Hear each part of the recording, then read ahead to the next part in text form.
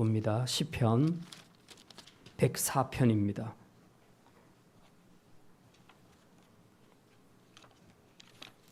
시편 104편 19절부터 마지막 35절까지 봅니다.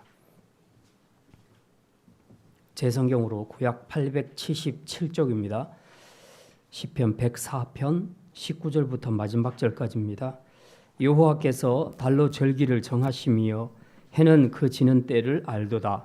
주께서 흑암을 지어 밤이 되게 하시니 삼림의 모든 짐승이 기어 나오나이다. 젊은 사자들은 그들의 먹이를 쫓아 부르짖으며 그들의 먹이를 하나님께 구하다가 해가 돋으면 물러가서 그들의 굴 속에 눕고 사람은 나와서 일하며 저녁까지 수고하는도다. 여호와여 주께서 하신 일이 어찌 그리 많은지요.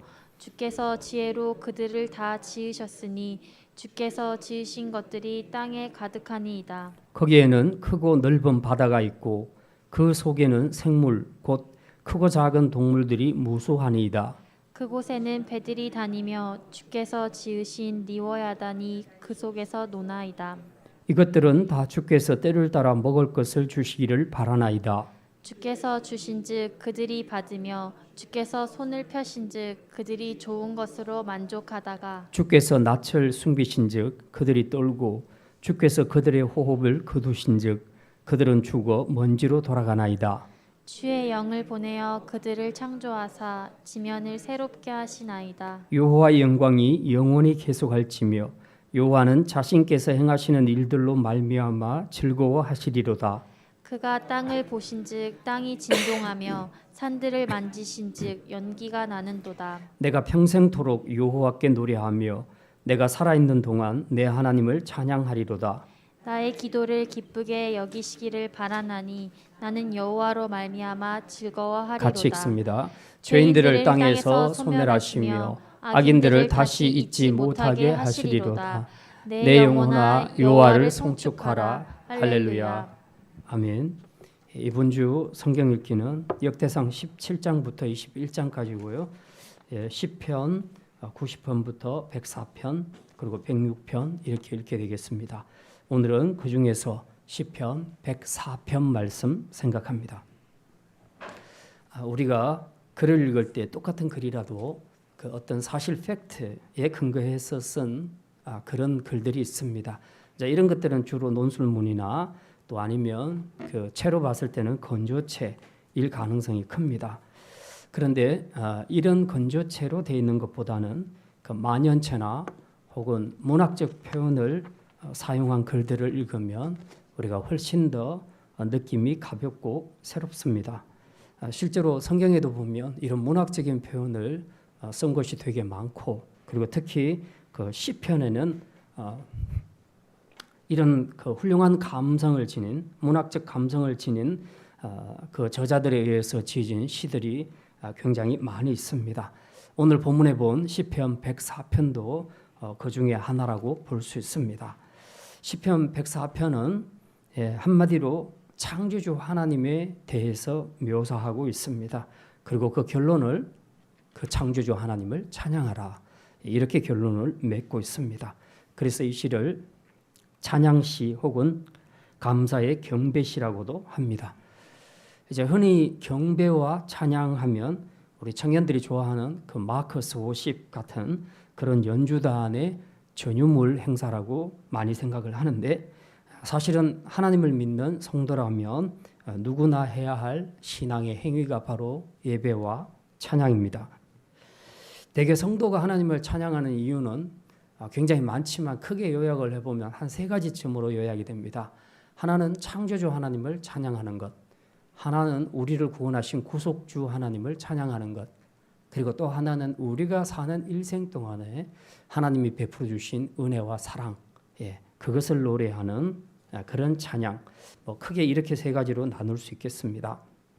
자, 오늘은 그 중에서 창조주 하나님에 대한 찬양에 대해서 우리가 함께 생각하려고 합니다. 그리고 이제 이것을 근거로 해서 우리가 왜 하나님을 찬양하고 경배해야 되는가 하는 이제 그 내용에 대해서도 우리가 함께 생각하려고 합니다. 근데 우리가 오늘 본문 읽은 것은 보면 19절부터 읽었습니다. 그러니까 이 시편 104편의 후반부를 우리가 읽은 겁니다. 그러니까 이 앞부분은 뭐가 있는지를 우리가 잘 모르죠. 그런데 시를 우리가 읽을 때에 앞에 절반은 뚝 떼고 뒤에 것만 읽으면 실제로 이 시 전체가 우리에게 주려고 하는 의미나 메시지를 놓칠 때가 있습니다. 그래서 우리가 비록 후반부를 읽었지만 이 전반부의 내용을 어느 정도 좀 알아야 후반부도 이해할 수가 있습니다. 그래서 오늘 후반부 말씀 이해를 위해서 전반부를 간략하게 소개를 드리고 오늘 말씀에 들어가도록 하겠습니다. 전반부 말씀은 1절부터 기록이 되어 있는 말씀인데요. 여기 1절에 이 시인은 이렇게 말합니다. 내 영혼아 여호와를 송축하라. 여호와 나의 하나님이여 주는 심히 위대하시며 존귀와 권위로 옷 입으셨나이다. 시를 칠 때 가장 첫 머리에서 이 시인은 하나님을 송축하라 그렇게 선포합니다. 그리고 이제 그 이후로 2절부터 아주 길게 왜 우리가 하나님을 송축해야 하는지 그 이유와 근거를 아주 자세하게 나열하고 있습니다. 그 이유는 한마디로 요약하면 하나님은 창조주이기 때문에 그렇다. 지금 이 말을 하는 겁니다. 그래서 이 시인이 이 104편 시를 쓸 때에 마치 창세기에 나오는 창조 이야기, 그 창조 이야기에 대한 화답처럼 그렇게 한 절 한 절 이 시를 써나가고 있는데 그 문학적인 묘사가 너무 아름다워서 마치 한 폭의 그림을 보는 것 같은 이제 그런 느낌을 줍니다. 그리고 이 시를 잘 읽으면 창세기 1장의 이야기를 마치 동화 버전으로 바꾼 것 같은 재구성한 것 같은 아주 신선하고도 재미있는 느낌도 받게 됩니다. 예를 들어서 창세기 1장 이제 1절부터 18절까지 여기 오늘 본문에 보면 창세기 1장에 나오는 창조의 기사 중에 첫째 날부터 셋째 날까지의 그 기사가 기록이 되어 있습니다. 그런데 창세기 1장 첫날 창조에서 하나님이 뭐라고 하십니까? 창세기 1장에 보면 하나님이 이르시되 빛이 있으라 이렇게 말씀하시는데 오늘 시인은 여기 2절에 뭐라고 말합니까? 주께서 옷을 입음같이 빛을 입으시며 이렇게 표현하고 있습니다. 하나님이 마치 우리가 새 옷을 입는 것처럼 하나님 옷을 입는데 빛으로 옷을 입는다. 그렇게 시인은 문학적으로 표현하고 있습니다. 둘째 날 창조를 보면 창세기에서는 하늘 궁창을 만들었다 말하는데 이때 뭐라고 표현합니까? 물 가운데 궁창이 있어 물과 물로 나뉘라. 창세기에서는 이렇게 기록하는데 오늘 본문 2절 하반절에 보면 시인은 이렇게 표현합니다. 주께서 하늘을 휘장같이 치시며 마치 이 지구 위에 큰 휘장을 치듯이 하나님이 하늘을 그렇게 만드셨다고 시적으로 표현하고 있습니다.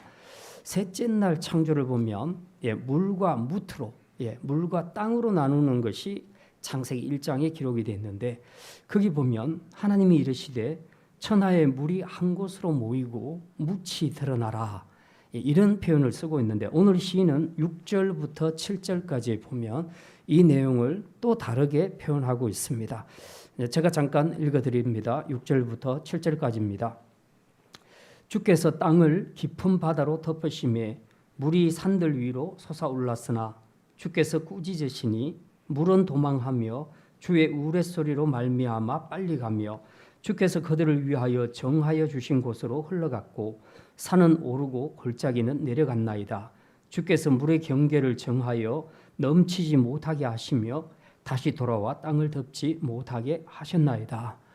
셋째 날 그 창조 이야기, 물과 무추로 나누는 이야기를 할 때에 말하자면 하나님이 나누실 때 물이 이렇게 막 올라오는데 하나님이 크게 꾸짖으셨다. 너 거기 있지 말고 내가 가라는 곳으로 가. 그렇게 꾸짖었더니 이 물이 막 도망가면서 하나님이 정해 주신 곳에 가서 머물렀다. 그게 바로 바다라. 그런 의미입니다. 그리고 이제 똑같은 창조 이야기인데 여기 보면은 또 새롭게 여기 표현이 되어 있습니다. 10절과 12절에 보면 골짜기에서 샘이 솟아나게 하시며 산 사이에 흐르게 하사 각종 들짐승들과 동물들을 마시도록 하셨다. 이렇게 말씀합니다. 이게 샘물이 됐건 골짜기에서 내려오는 물이 됐건 간에 무슨 물이든 하나님께서 다양한 형태의 물을 인류에게 그리고 피조물에게 공급을 하신다. 그런 말씀입니다. 또 셋째 날에 보면 하나님이 하신 또 하나의 일이 있는데 그게 뭡니까? 물과 무초로 나눠 놓고 이제 그 만들어 놓은 땅 위에 하나님이 식물을 주신 것이 역시 셋째 날의 일입니다. 이게 이제 창세기 1장 11절에서 13절까지에 나타나 있는데요. 이걸 오늘 시인은 이렇게 표현합니다. 14절에 보면요. 그가 가축을 위한 풀과 사람을 위한 채소를 자라게 하시며 땅에서 먹을 것이 나게 하셔서 사람의 마음을 기쁘게 하는 포도주와 사람의 얼굴을 윤택하게 하는 기름과 사람의 마음을 힘있게 하는 양식을 주셨도다. 말하자면 하나님이 셋째 날에 이 땅에 각양의 그 식용 채소를 주셨는데 거기에 굉장히 많은 다양한 채소들이 있는데 그중에 인간들이 특별히 관심을 가지는 게 있다. 그게 뭐냐? 사람의 마음을 기쁘게 하는 포도주를 만들어낼 수 있는 포도나무를 하나님이 허락하셨다는 것이고 또 사람의 얼굴을 윤택하게 기름지게 하는 그런 각종 식물의 기름들도 있었다고 그렇게 말합니다. 그러니까 굉장히 문학적으로 디테일하게 지금 하나님이 인생을 위해서 어떻게 많은 창조 일을 하셨나 하는 것을 이 시인이 지금 표현하고 있습니다. 또 17절과 18절을 보면 하나님이 각종 나무에 새들이 살게 하셨고 높은 산들은 사냥을 위해 지으셨고 바위는 너구리의 피난처가 되도록 창조하셨다. 그렇게 말씀합니다. 뭐 사실 높은 산이 사냥을 위해서 지은 거예요. 근데 시인은 이렇게 지금 보고 있는 겁니다. 또 바위는 너구리 피난처가 되도록 하나님이 바위를 만들어 놨어요. 그런데 시인은 지금 이렇게 보고 있는 겁니다. 지금 여기까지가 창세기 6일 창조 중에 셋째 날 창조까지 내용을 이 시편 기자가 시적인 표현을 써서 지금 바꾸어서 표현한 내용입니다. 이제 여기까지만 우리가 읽어봐도 창세기의 그 역사적인 기록을 그냥 읽는 것보다는 이렇게 시적으로 문학적으로 표현해서 읽는 이것이 우리에게 훨씬 더 재미있고 그리고 그 멋있는 표현으로 느껴진다는 것을 우리가 깨달을 수 있습니다. 자, 그러면 이제부터 본격적으로 오늘 읽었던 이 시의 후반부인 19절부터 말씀을 생각합니다. 여기서도 역시 나머지 넷째 날부터 여섯째 날까지의 이 창조에 대해서 이 시편 기자가 기록하고 있는데 오늘 우리는 이걸 1:1 대응을 찾아내는 것이 목적이 아니고요. 자, 이 창조 이야기를 통해서 우리가 깨달아야 할 진리는 무엇인가? 그리고 이 진리를 깨닫고 난 이후에 우리는 어떤 태도를 취해야 되는가 하는 여기에 대해서 우리가 함께 생각하려고 합니다. 그래서 이걸 염두에 두고 이제부터 104편 후반부의 창조 이야기를 우리가 함께 생각해 보도록 하겠습니다. 첫 번째 말씀입니다. 사람의 자금을 깨달아야 합니다. 한번 따라합시다. 사람의 자금을 깨달아야 합니다. 사람의 자금을 깨달아야 합니다. 19절부터 23절까지 보면 넷째 날 창조 이야기가 나옵니다. 근데 넷째 날은 여러분 뭐 만드신지 아시죠? 하나님이 광채를 만드시죠. 광명체, 해와 달과 별들 그런 것들을 만듭니다. 자, 여기에 보면 이 시인도 똑같이 해와 달을 통해서 하나님이 주신 시간과 때에 대한 이야기를 하고 있습니다. 19절에 보면 이렇게 기록하고 있습니다. 19절 말씀 우리 같이 읽겠습니다. 여호와께서 달로 절기를 정하시며 해는 그 지는 때를 알도다. 여기 이 말은 하나님이 지으신 이 세상을 이제 다스리실 때 만물들이 아무 때나 자기 마음대로 막 활동하다가 쉬다가 지금 우리 요즘 청년들 보면 보통 때도 그렇지만 이 코로나 때 좀 더 심해진 것 같아요. 그러니까 생활이 너무 불규칙해요. 그냥 자고 싶을 때 자고 일하고 싶을 때 일하고 이제 이렇게 되는 경우들이 되게 많습니다. 근데 오늘 여기 보니까 하나님이 해와 달을 통해서 절기를 주신 것은 이렇게 만물들이 마음대로 활동하고 싶을 때 하고 쉴 때 쉬라 이렇게 하신 것이 아니고 하나님이 정하신 때에 맞게 일정하게 움직이도록 하셨다는 겁니다. 이것을 기준으로 할 수 있도록 하나님이 해와 달을 주셨다는 것이죠. 자, 이거는 뭐 창세기 1장 14절에도 왜 하나님이 이 광명체를 만드셨는가 하는 것들을 분명히 밝히고 있죠. 거기 보면 하늘의 궁창에 광명체들이 있어 낮과 밤을 나누게 하고 그것들로 징조와 계절과 날과 해를 이루게 하라.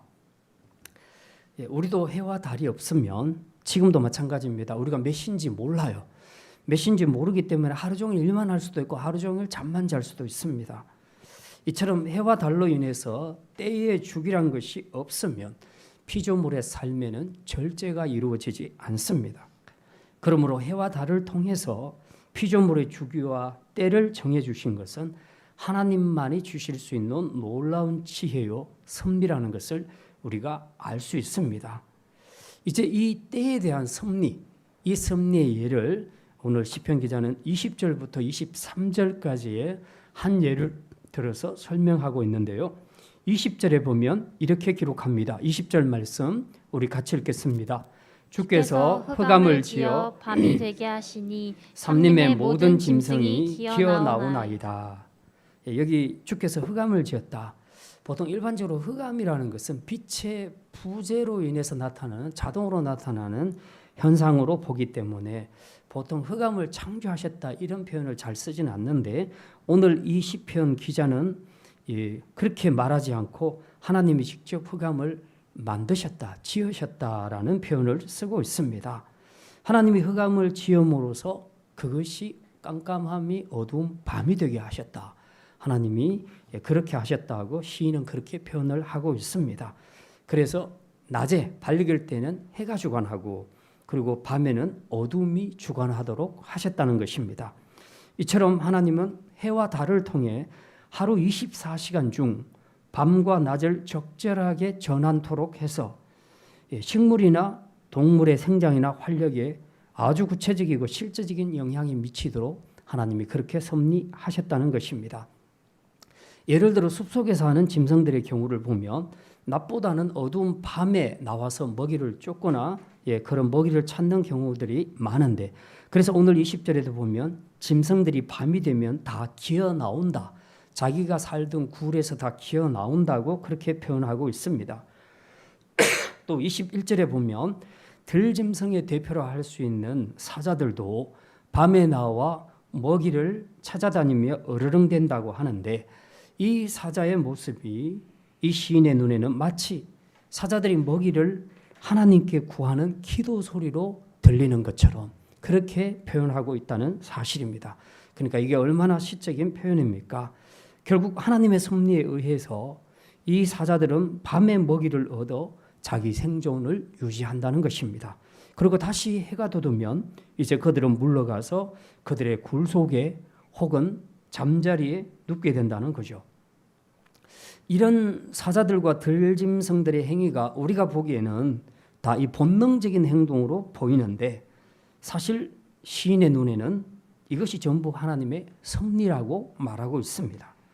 짐승들이 열심히 밤의 생존을 위해 활동하고 해 뜨는 아침이면 다시 잠자리에 들어가 눕는 것처럼 바로 이런 모습에서 우리는 짐승들의 활동과 쉼의 시간을 조절하시는 하나님의 세심한 섭리를 발견할 수 있습니다.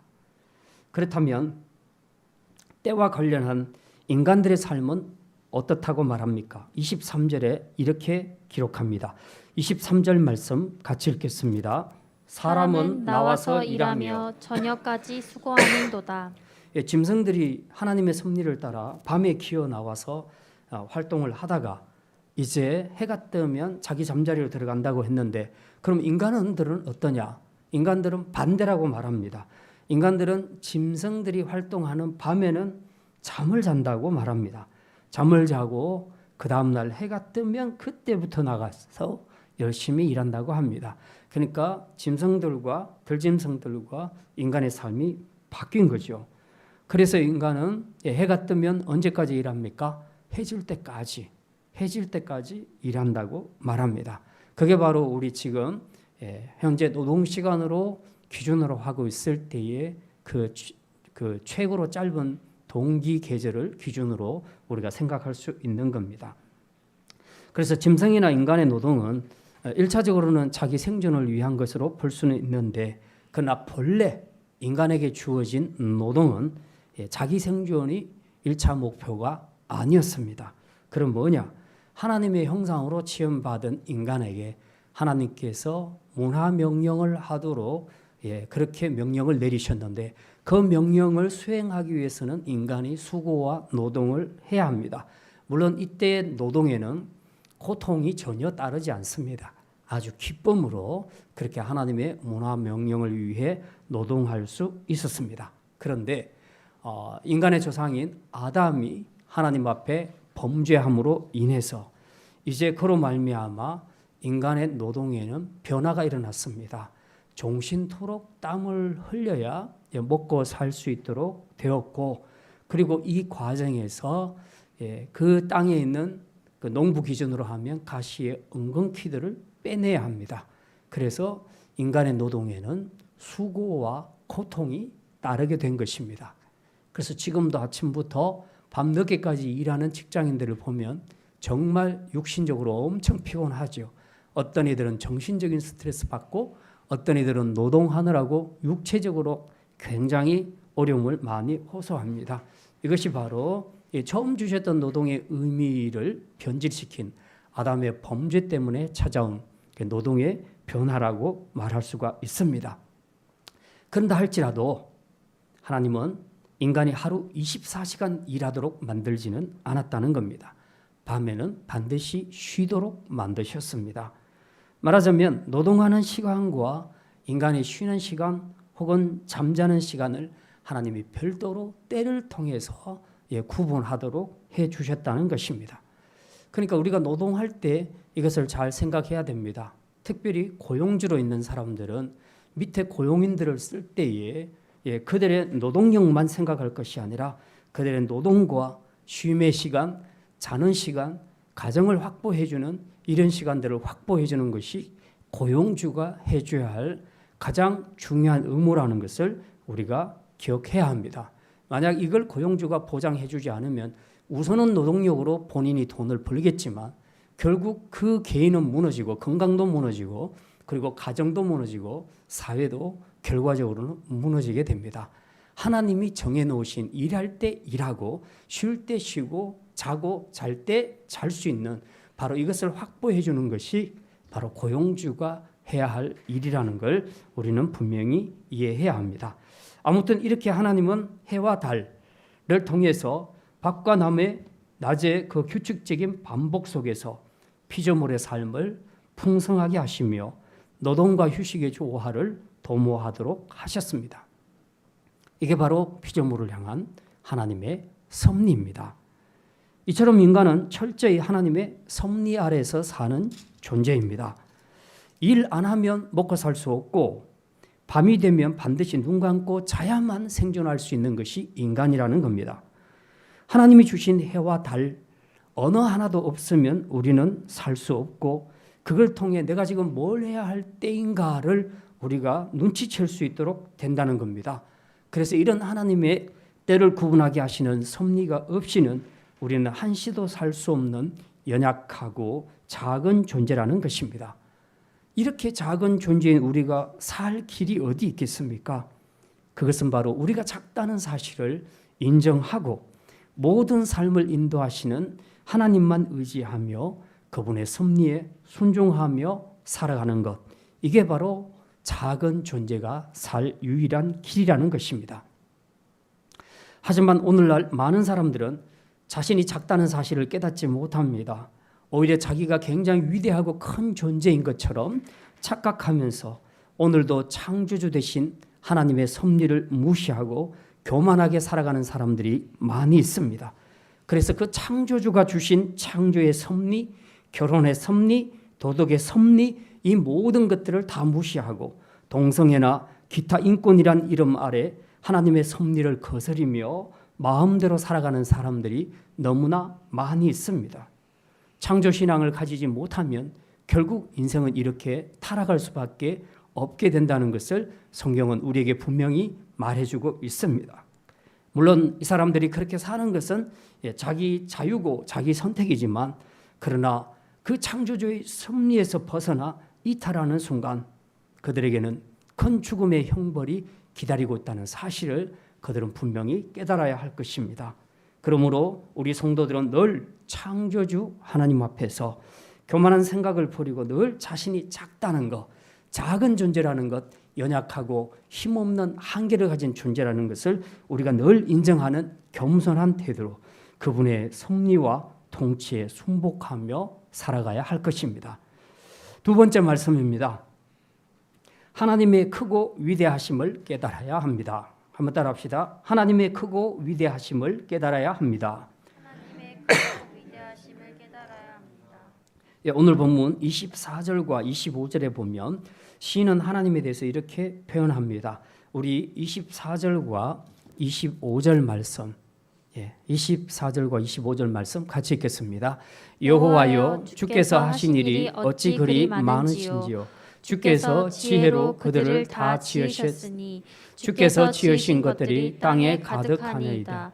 거기에는 크고 넓은 바다가 있고 그 속에는 생물 곧 크고 작은 동물들이 무수하니이다. 오늘 여기 이 본문에 보게 되면요, 참으로 하나님께서 얼마나 크고 위대하신가, 얼마나 하나님이 하시는 일이 많은가 하는 것들을 보여주고 있습니다. 제가 어릴 때 자연책을 보거나 아니면 이게 도감을 볼 때가 있는데 거기 보면 전혀 내가 보지 못한 동물, 식물, 곤충들 이런 것들이 되게 많이 나와 있었습니다. 그중에서 제가 기억하는 것은 지극히 일부입니다. 일부. 100분의 1, 1000분의 1도 되지 못할 겁니다. 그만큼 이 땅에는 하나님이 창조하신 종들이 굉장히 많습니다.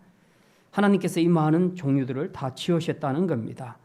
생물학 연구에 의하면 생물의 종에서 알려진 것만 지금 알려진 것만 약 170만 종이라고 합니다. 그런데 그동안 지구상에서 소멸되었던 종까지 다 합치면 약 20억 종 이상이 될 것이라고 그렇게 말합니다. 이 어마어마한 많은 것들을 하나님이 다 창조하셨다는 겁니다. 바닷속에 있는 이 바위 한 개 주위에서만 해도 엄청난 수요의 미생물들이 서식한다는데 이거 하나만 봐도 창조주 하나님의 무궁무진하고 오묘하신 지혜를 우리가 알 수 있습니다. 더 놀라운 것은 이렇게 엄청나게 많은 일들을 하나님이 다 창조하신 후에 그 하나님이 뭐라고 말씀하십니까? 평가하기를 하나님이 보시기에 심히 좋았더라. 그렇게 표현했다는 사실입니다. 우리가 어떤 예술가와 숙련공들이 있어서 굉장히 열심히 자기 작품을 만들어 가는데 그 만든 과정을 단 한 번에 한치 실수도 없이 완벽하게 만족할 만큼 만들어내는 사람은 없습니다. 화가도 그렇고 그들이 완성해 가는 과정에서 엄청나게 많은 원고지와 그리고 많은 재료들을 버리게 됩니다. 그럼에도 불구하고 그들은 실수 없이 완벽한 작품을 만드는 데는 굉장한 어려움을 느낍니다. 그리고 심지어 그들은 다 만들어 놓고 난 이후에도 그들이 완전하게 만족하지 못한다고 합니다. 다 해놓고 보니까 이 부분이 좀 아쉬워. 내가 여기를 왜 이렇게 했을까? 이제 그런 생각이 든다는 거죠. 이게 하나님과 그리고 우리 인간의 차이입니다. 하나님은 이 세상을 지으실 때에 단 한 번의 시행착오도 없이 한 번만에 완성하실 뿐만 아니라 이 완성하신 세계를 보시고 보시기에 심히 좋았다. 그렇게 말씀하셨습니다. 뭘 의미합니까? 그 정도로 하나님의 작품은 완벽했고 하나님의 솜씨와 권능은 위대하다는 것을 말하고 있습니다. 뿐만이 아닙니다. 26절과 27절에 보면 이 모든 생물들이 사는 바다에는 배들이 다니는데 그 바다 아래에는 하나님이 지으신 리워야단이 놀고 있다. 그렇게 말합니다. 보통 리워야단은 두 가지 의미로 성경에서 사용되는데 하나는 그 사단을 상징하는 영적인 의미가 있고 하나는 바다에 사는 큰 어떤 동물을 의미하기도 합니다. 오늘 본문에는 영적인 사단의 의미가 아니라 후자에 속합니다.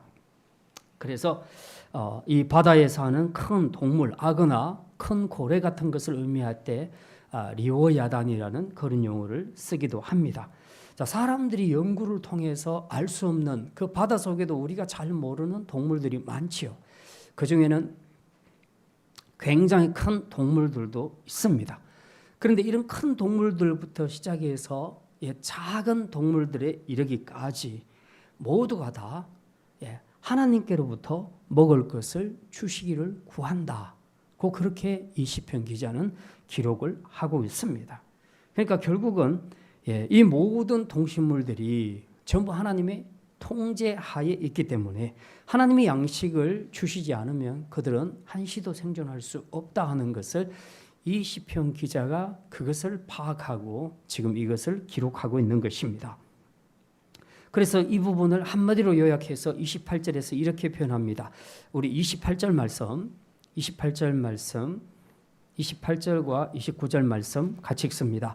주께서 주신즉 그들이 받으며 주께서 손을 펴신즉 그들이 좋은 것으로 만족하다가 주께서 낯을 숨기신즉 그들이 떨고 주께서 그들의 호흡을 거두신즉 그들은 죽어 먼지로 돌아가나이다. 요컨대 이 땅의 모든 피조물들은 어디에 거하든지 간에 모두 하나님께 먹거리를 공급받고 있다는 것입니다. 그래서 하나님 없이는 단 한시도 살 수 있는 존재는 아무도 없다. 이걸 한마디로 요약하면 모든 피조물은 전적으로 하나님의 의존적인 존재다. 전적으로 하나님의 의존적인 존재다 하는 것을 지금 이 여러 말로 이 시인은 문학적으로 표현하고 있는 것입니다. 이건 마치 어린 아기가 엄마의 수유를 받지 못하면 살지 못하는 이치와 같은 겁니다. 아이에게, 어린 아기에 있어서 엄마는 절대적인 존재입니다. 가장 크고도 자기의 생명을 보존해주는 절대적인 존재입니다. 그런데 우리 인간에게 하나님은 이보다 더 절대적이고 크신 분이십니다.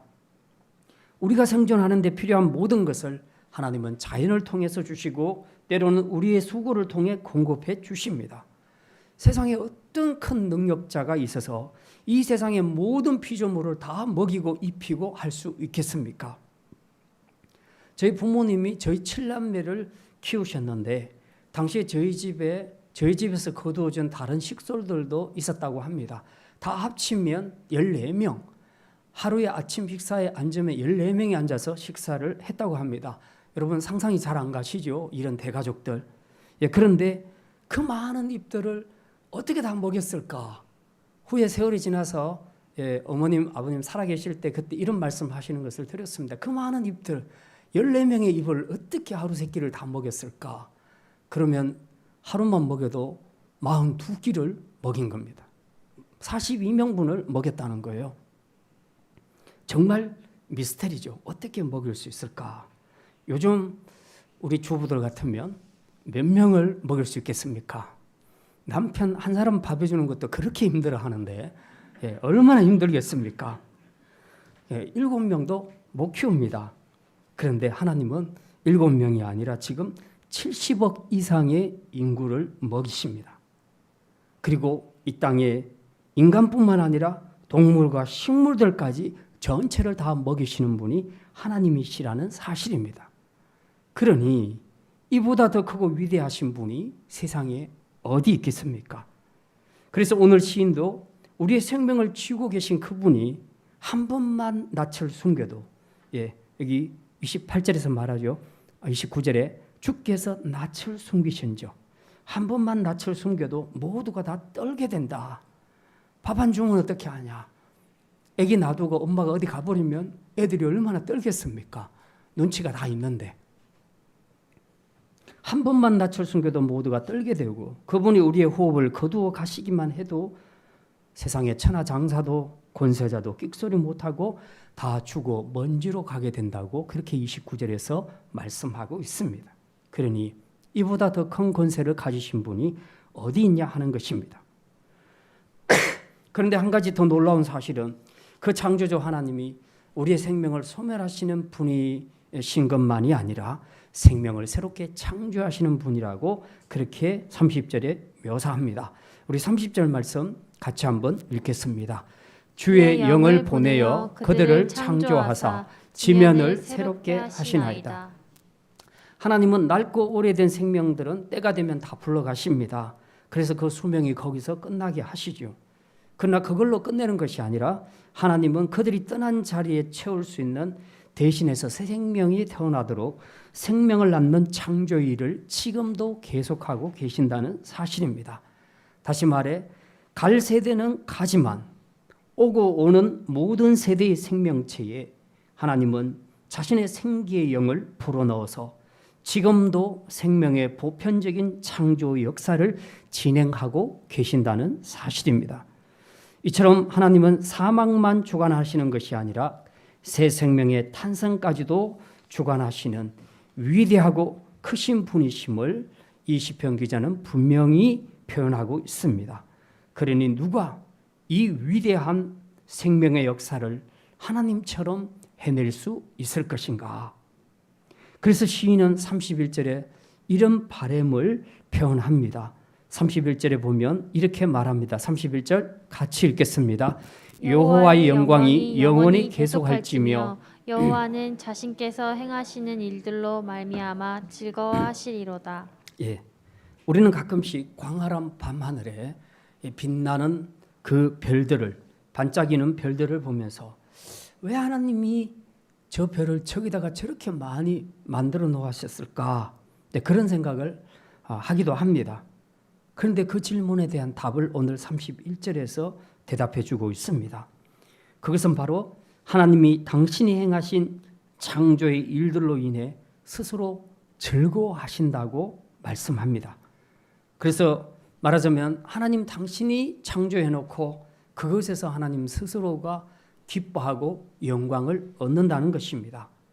그래서 우리 존재도 똑같죠. 하늘의 별처럼 이 땅에서 우리가 태어나다 사라지지만 그러나 살아있는 동안 우리는 무엇 때문에 사는가, 무엇을 위해 사는 것인가를 생각할 때에 이것도 하나님의 영광을 위하여 사는 것이다.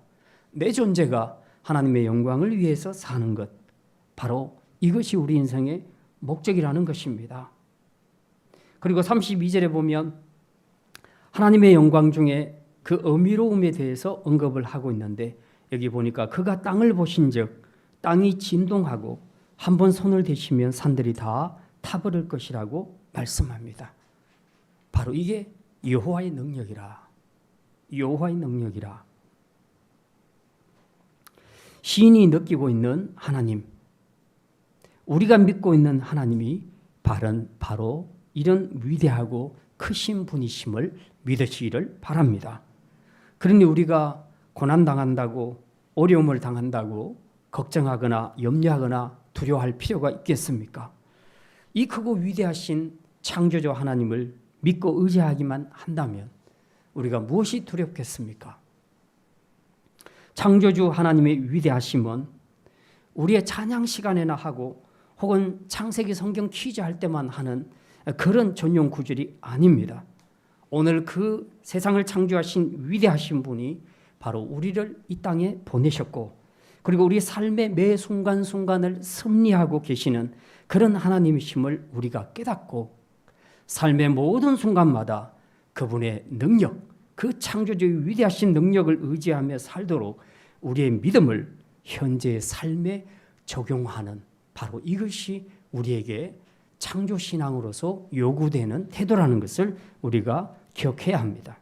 나는 아무것도 할 수 없어도 나를 창조하신 그분이 모든 것을 할 수 있다는 바로 이 사실을 믿는 것, 이게 바로 창조신앙의 핵심입니다. 이 창조신앙으로 여러분이 어떤 어려움과 고난도 잘 이겨내시기를 주님의 이름으로 축원합니다. 마지막 세 번째 말씀입니다. 창조주 하나님을 찬양하고 경배해야 합니다. 따라합시다. 창조주 하나님을 찬양하고 경배해야 합니다. 예, 오늘 시인은 창조주 하나님이 하신 일들을 길게 묵상하면서 마지막 부분에 가서 이렇게 결단합니다. 33절에 어떻게 결단하는지 33절 말씀 우리 같이 읽겠습니다. 내가 평생토록 여호와께 노래하며 내가 살아있는 동안 내 하나님을 찬양하리로다. 시인은 자신이 작다는 사실, 그리고 반대로 창조주 하나님은 크고 위대하다는 사실, 이 진리를 묵상하는 동안에 세상에 찬양과 경배를 받아야 할 분은 오직 창조주 하나님 한 분밖에 없구나 하는 것을 스스로 깨닫게 되었습니다. 그래서 그는 이제부터 나는 이 하나님만 찬양하리라. 내 목숨이 살아있는 동안에는 쉼 없이 이 하나님만 찬양하리라. 그렇게 다짐을 합니다. 이게 바로 창조주 하나님을 제대로 깨달은 자가 할 수 있는 믿음의 고백이요 결단이라는 것입니다. 이건 단지 내가 앞으로 주님만을 찬양하리라. 이 고백은 단지 우리가 창조주 하나님을 그 노래로만 찬양한다, 악기로만 찬양한다 그런 의미가 아니지요. 내 삶에서, 내 삶의 현장에서 내가 창조주 하나님을 기억하고 동시에 나는 그분의 피조물임을 내가 기억하면서 이제는 그분이 우리의 왕이시라는 사실을 우리가 인정하고 그분에게 마땅히 돌려드려야 될 찬양과 경배를 돌려드리는 삶, 바로 그것이 창조주 하나님을 찬양하고 경배하는 삶이라는 것입니다. 그렇습니다. 창조주 하나님과 그분의 창조 사역만 잘 묵상해도 오늘 우리는 이 시인처럼 동일한 결론에 이를 수가 있습니다. 또한 이렇게 창조주 하나님을 잘 묵상하게 되면 그것을 통해 얻는 기쁨도 있는데요. 34절에 보면 이렇게 말합니다. 나의 기도를 기쁘게 여기시기를 바라나니 나는 여호와로 말미암아 즐거워하리로다. 여기서 나의 기도란 것은 시인이 여호와의 놀라운 창조 사역을 보고 마음에 깊이 생각하며 묵상하는 것을 말하는데 이런 묵상과 기도를 통해 시인은 주님 안에서 진정한 기쁨을 발견하게 된다고 그렇게 스스로 고백하고 있습니다. 그리고 이제 마지막으로 시인은 35절에서 이렇게 고백합니다. 35절 말씀 우리 같이 읽겠습니다. 죄인들을 땅에서 소멸하시며 악인들을 다시 잊지 못하게 하시리로다. 내 영혼아 여호와를 송축하라. 할렐루야. 시인은 죄인과 악인들은 결코 하나님 나라에 거하지 못할 것이라고 말합니다. 그 이유는 살아생전에 이런 사람들은 하나님의 창조주 되심을 인정하지도 않았고 또한 그분의 창조 사역에 감사하지도 않고 오직 창조주의 사역에 해만 끼치는 삶을 살았기 때문에 그렇습니다. 흔히 우리가 죄인이다 혹은 누군가가 악인이다 라고 말할 때 우리가 생각하는 기준은 거의 어떤 겁니까? 윤리적인 것들입니다. 저 사람이 누구에게 해를 끼쳤나? 거짓말을 했나? 이런 것들을 많이 생각을 합니다. 물론 그것도 맞지만 성경이 말하는 악인과 그리고 이 죄인에 대한 정의는 이 윤리적인 죄를 갖고 이야기하는 것이 아닙니다. 그거는 그냥 열매일 뿐이고요. 이들을 죄인이다, 악인이라고 정의할 수 있는 것은 단 한 가지입니다. 바로 자신의 삶에서 창조주 하나님을 왕으로 인정하지 않는 태도를 이야기합니다. 그러니까 하나님을 왕으로 창조주로 인정하지 않으니까 어떻게 살겠습니까? 자기 마음대로 사는 거죠. 자기가 왕이 되어서 사는 겁니다. 이게 바로 교만한 삶이라는 것입니다. 예를 들어서 어떤 사람들을 말할 수 있습니까? 자신의 삶에서 창조주 하나님을 학적으로도 지적으로도 정적으로도 인정하지 않는 그런 사람들이 많지요. 창조론을 반대하면서 진화론을 주장하거나 끝까지 자신의 지식으로 하나님의 창조주 되심을 거부하는 자들은 설사 그들이 남에게 해를 끼치지 않고 윤리적으로 착하게 살았다 할지라도 하나님 앞에서는 가장 중한 죄인이요 악인이라고 성경에서는 그렇게 평가하고 있습니다. 그리고 이런 사람들은 마지막 날 절대로 35절에 기록된 것처럼 하나님 나라에 있지 못하게 될 것이라 그렇게 선언하고 있습니다. 그래서 우리가 창조신앙을 갖는다는 것은 창조주 하나님을 믿고 그리고 인정한다는 그 믿음을 가진다는 자체가 우리에게 얼마나 큰 축복인지를 모릅니다. 종말의 하나님 나라에선 창조를 믿지 않는 불신자들은 다 제거되고 온전히 창조주를 믿는 창조신앙의 사람들만 모이는 완전한 하나님의 나라가 될 것이라고 시편 기자는 그렇게 단언하고 있습니다. 그래서 이 창조 신앙을 가진 이 기쁨이 마지막 날 저와 여러분을 천국에 들어가게 해 주신다는 이 소망을 가지고 우리가 믿음으로 산다면 이게 얼마나 우리에게 큰 기쁨이 되겠습니까? 얼마나 이것이 큰 축복이겠습니까? 그래서 이 감격과 이 축복에 대한 감동으로 시는 마지막으로 다시 한번 선포합니다. 맨 처음 1절에서 외쳤던 그 내용을 35절에서 다시 선포하죠. 내 영혼아 여호와를 송축하라 할렐루야. 창조신앙의 결론은 찬양과 경배입니다. 여러분은 창조신앙을 가지고 있습니까? 그렇다면 그 창조주를 찬양하고 경배하십시오. 하지만 이 찬양과 예배는 단지 우리 목으로 그리고 악기로 음악으로만 연주하는 그런 찬양을 이야기하는 것이 아니라 내 삶의 현장에서 하나님을 왕으로 창조로 인정하여 드리는 바로 그 예배의 삶을 이야기하고 있습니다. 이제 말씀을 마칩니다. 오늘 우리는 시편 104편 말씀을 통해 세상을 창조하신 창조주 하나님에 대해서 생각했습니다. 세상을 창조하신 하나님의 창조 사역 앞에서 우리가 깨달아야 할 진리 3가지를 말씀드렸습니다. 첫째, 사람의 자금을 깨달아야 한다.